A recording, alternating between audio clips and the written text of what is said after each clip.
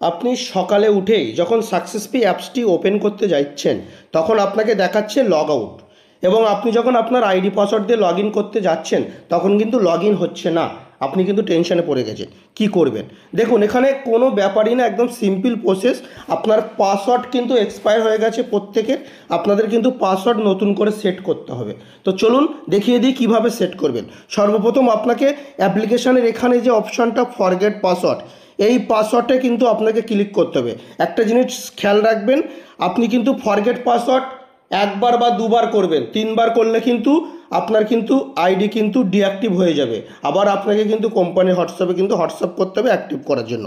তো সিম্পলি এখানে ফরগেট পাসওয়ার্ডে আমরা ক্লিক করছি, করে আপনার যে রেজিস্ট্রেশন মোবাইল নম্বর, সেই মোবাইল নম্বর কিন্তু এখানে আপনাকে দিতে হবে।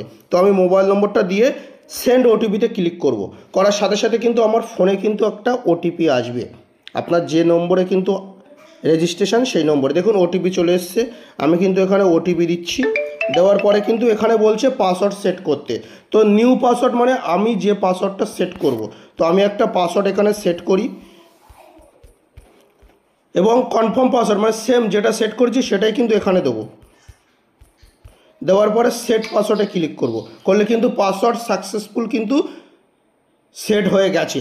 এরপরে আমার মোবাইল নম্বর যেটা কিন্তু আইডি নম্বর, সেই আইডি নম্বরটা কিন্তু আমি এখানে দেবো।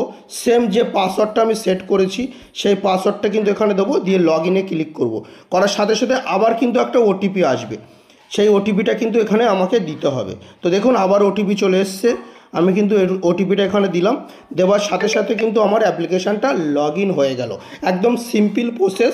আপনারা কিন্তু আপনাদের সাকসেসপের অ্যাপসটি কিন্তু এইভাবে কিন্তু আপনারা পাসওয়ার্ড সেট করে লগ ইন করবেন, তা না হলে কিন্তু আপনারা লগ ইন করতে পারবেন না। আশা করি আপনারা বুঝতে পেরেছেন। ধন্যবাদ।